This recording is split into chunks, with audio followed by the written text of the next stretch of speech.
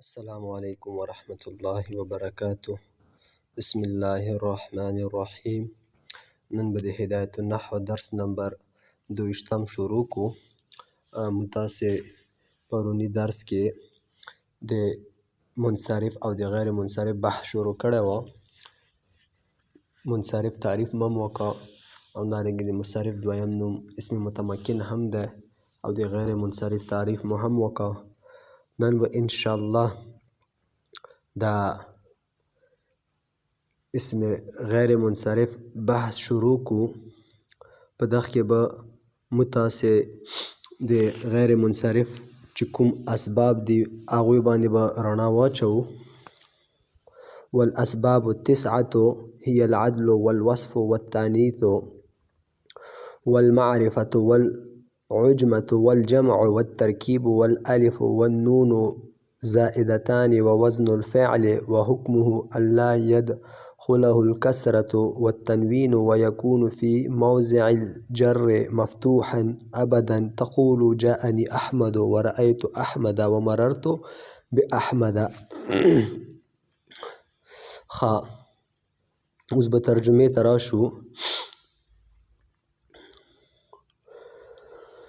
والاسباب التسعة او اسباب د منع صرف چې دي هغه اته دي. هي العدل اول نمبر عدل ده، والوصف دویم وصف ده، والتانیث دریم تانیث ده، والمعرفه څلورم معرفه والا ده، والعجمة پنځم عجمه ده، والجمع شپږم جمع ده، والترکیب اووم ترکیب ده، والالف اتم الف ده، والنون زائدتان او همدارنګې نون زائدتانو سره، ووزن الفعل او آخري انم نمبر وزن د فعل.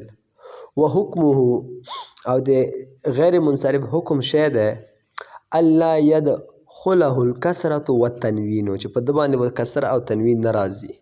دا د منصرف عکس ده، ضد ده. ويكون في موضع الجر مفتوحا او وي به دا په ځای د جر کې مفتوح ابدا همیش. تقول لکه داسې به ته یایې جاءني احمد ورأیت احمد ومررت بأحمد. نن سبق کې دوه بحث دي. البحث الاول في تحقیق اسباب منع الصرف، البحث الثاني في حكم غیر المنصرف. د اسم غیر منصرف څو اسباب دي چې کله په یو اسم کې دغه دوه سببونه پیدا شي یا د یو داسې سبب چې قایم مقام د دوو سببو وي نو دا به بیا غیر منصرف وي. او که اسم کې داسې شی نه وه یعنې دوه سببونه پکې نه یا یو سبب پکې وه خو قایم مقام د دوو نه وه نو دا به بیا منصرف وي، غیر منصرف نه وي. دا خو تاسې زده شو. اوس د اسباب د منع صرف څو دي نو دغه کې درې مذهبه دي. اول مذهب پکې دا دی چې اسباب د منع صرف دوه دي. دویم مذهب پکې دا دی چې اسباب د منع صرف اته دي. او دریم مذهب پکې دا دی چې اسباب د منع صرف 11 دي. خو موږ به پکې دا درمیانه ارواخلو ځکه خیر الامور اوسطها چې بهترین کار ښه کارونه چې دي هغه درمیانه دي. نو د دویم مذهب پکې درمیانه دی، دا مو راواخسته. مصنف علیه رحمت هم همدا اخستی چې اسباب د منع صرف اته دي. کوم دي؟ عدل کېدل لکه عمر. دغه نه به مو وروسته تحقیق کوو چې عدل چاته یایي. تاسو صرف دومره زده کړو چې اسباب د منع صرف څو دي او کوم دي. دویم نمبر وصف، مثال د احمر. دریم نمبر تانیث لکه طلحه. څلورم نمبر معرفه لکه زینب. پنځم نمبر عجمه لکه ابراهیم. شپږم نمبر جمع لکه مساجد. اووم نمبر ترکیب لکه معدی کربو. اتم نمبر الف نون زائدتان لکه عمران. او انم نمبر وزن د فعل لکه احمد. دغه نه به یو نه به مو انشاءالله تفصیلا بحث کوو. تاسو اوس فی الحال صرف دا زده کړئ چې دا کوم دي او مثالونه یې څه دي.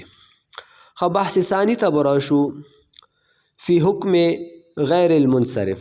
بحث ثانی دی په حکم د غیر منصرف کې. منصرف حکم خو مو ویلی وه چې په هغه باندې رفع، نصب، جر تنوین ټول راتلی شي، هر قسمه اعراب. او په ده باندې کوم کوم اعراب راځي، په ده باندې زه به تاسو ته هغه عبارت وایم چې مصنف علیه رحمت ویلي وحکمه ان یدخله الحرکات الثلاث مع التنوین، چې په منصرف باندې حرکات ثلاثه سره د تنوین راځي. او دلته څه یایي وحکمه ان لا یدخله الکسرة والتنوین، چې په ده باندې به کسره او تنوین نه داخلیږي، دا یې حکم شو. یعنی مطلب شی شو، مطلب دا شو چې په ده باندې رفع راتلی شي، نصب راتلی شي، کسره او تنوین پې نشي راتلی. ښه لکه اوس تاسو ذهن ته به سوال راځي نو کسرې په ځای به بیا موږ کوم حرکت راولو؟ نو دلته کسره چې د تابع د نصب ده، یعنی حالت رفعي په ضمې سره او نصبي او جري په فتحې سره ده. لکه جاءني احمد، رأيت احمد، ومررت باحمد. داسې ونه وایئ ومررت باحمد، نو خلک بیا در پورې خاندي، ځکه چې احمد خو غیر منصرف ده، یو علم ده او بل وزن فعل ده، نو دغه باندې تا څنګه کسره ووي؟ نو په غیر منصرف کسره نه راځي.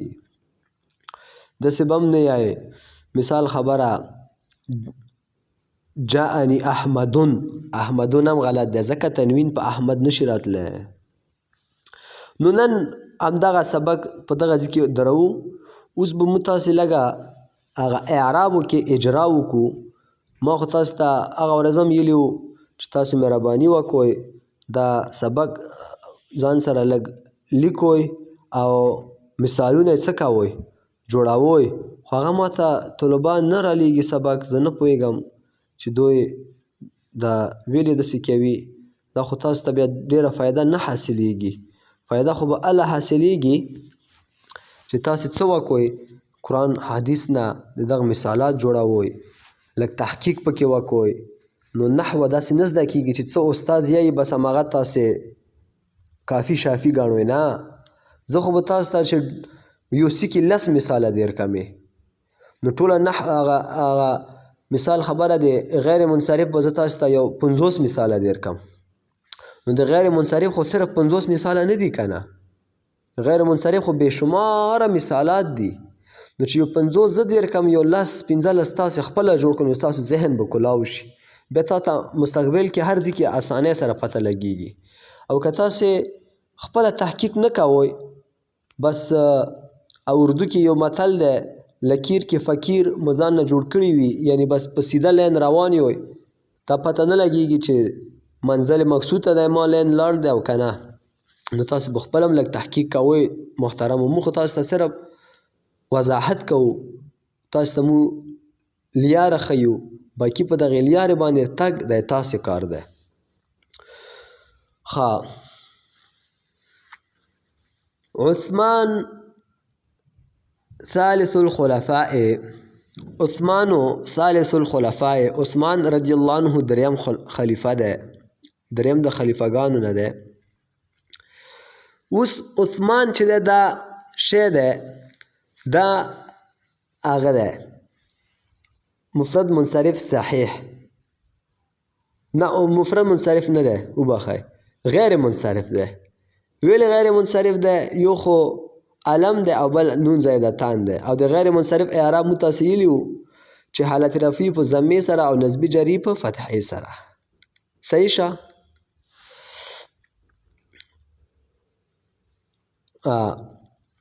الصالحات قانتات، الصالحات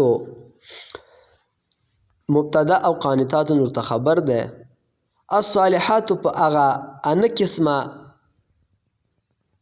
مثالاتو د اسم معرب کې کوم یو ده؟ دا چې د جمع مؤنث سالم ده. او د جمع مؤنث سالم اعراب چې دی حالت رفعي په ضمې لفظي سره او نصبي او جري په کسرې لفظي سره دي، یعنی اعراب حرکتي دي. نو دا د جمع مؤنث سالم مثال شه. انکحو مسلمات، مسلمات هم جمع مؤنث سالم ده. یبین الله لکم الآیات، آیات هم جمع مؤنث سالم ده. حالت نصبی کې ده، خو حالت نصبی چې ده په کسرې سره ده، متاسې اعرابو کې ویلي وو. بل مثال عائشة زوجة النبي صلی الله علیه وسلم. عائشہ غیر منصرف ده، دوه سببه پکې دي، یو علم ده بل تانیث ده. او د غیر منصرف اعراب ویلي دي حالت رفعي په ضمې سره او نسبي جري په فتحې سره.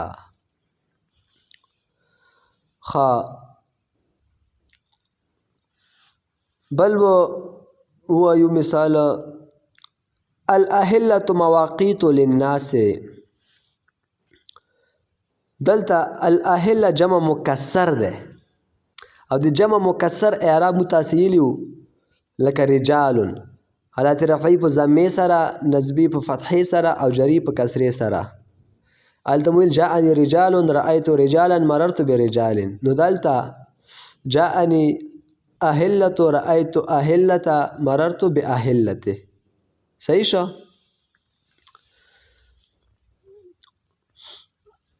بل مثال به زه تاسو ته ډېر کمې. هذا جرو ذئب. دا د لیوه ورکوټی بچی دی. هذا خو اسم اشاره ده. جرو دا شی دی، دا مفرد منصرف جار مجرای صحیح ده، ځکه په آخره کې واو راغلی ده، د دلون په شانتې ده. او د جار مجرا صحیح اعراب مو څنګه ویلي وو؟ حالت رفعی په ضمې سره او حالت نسبی په فتحې سره او حالت جری په کسرې سره.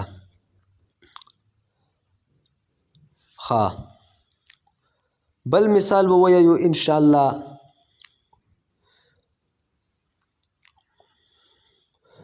حرمت علیکم امهاتکم وبناتکم واخواتکم وعماتکم. دلته محترمو امهات، بنات، اخوات، عمات دا ټول د جمع مؤنث سالم مثالات دي او د جمع مؤنث سالم اعراب تاسو ته زده دي. بل بس همدومره ما مثالونه بیا مې تاسو ته ډېر کړل. نو تاسو مهرباني وکړئ چې سبا دپاره هر یو طالب العلم چې دا مون 9 قسمه د اسم معرب اقسام ویلي په اعتبار د اعرابو سره، نو د هر یو قسم دپاره تاسې 3-4 مثالات د قرآن حدیث یا د فقه یا د بل عربي کتاب نه راوباسوئ. نو تاسو ته به دا ډېر ښه زده شي. او که تاسو دا نه راوباسوئ نو بیا تاسو ته دا نه زده کیږي. اوس خو به درته زده شي خو په سبا به درنه هیر وي، یو هفته 10 ورځې بعد به درنه څه وي، هیر وي. تاسو ته زه بیا طریقه ښیم. مفرد منصرف صحیح لکه زیدون. صحیح شه؟ تاسو قرآن حدیث کې خدا دومره ډیر دي چې بې شماره دي. نو د مفرد منصرف صحیح مثالات څومره ډیر دي. تاسو خپل زندګۍ کې نظر واچوئ، نمونه وګورئ. مثال خبره د مفرد منصرف مثال چې ده زاهد. صحیح شو؟ زاهدون دا اوس مفرد منصرف صحیح مثال ده. بل مثال چې ده محمدو دا مفرد منصرف صحیح مثال ده. صحیح شو؟ بل مثال چې ده مثال خبره زه تاسو ته یو مثال جوړ کمې.